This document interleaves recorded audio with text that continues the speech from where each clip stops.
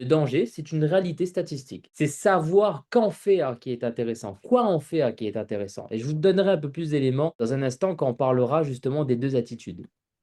Parce que moi, dans mon cas, je sais que c'est l'exemple que tu donnais, tu m'as passé la parole.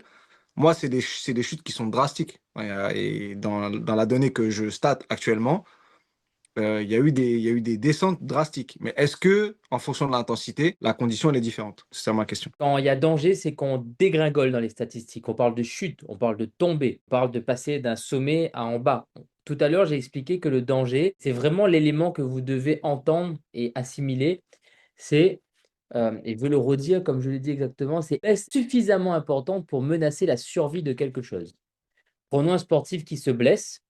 S'il a une foulure à la cheville, c'est pas une baisse suffisamment importante pour que ce soit un danger. Il faut la traiter. C'est une urgence, ça s'appelle. On le verra le mois prochain. Il faudra faire x2. C'est une urgence. C'est quelque chose qu'on doit traiter rapidement parce que c'est un petit impact, mais si on ne le règle pas rapidement, par contre, ça va avoir des impacts plus lourds. Parce que si vous ne réglez pas une entorse à la cheville, par exemple, ben, ça peut amener des autres choses. Par contre, si un joueur se fait des ligaments croisés, c'est un danger parce que là, il ne peut plus jouer.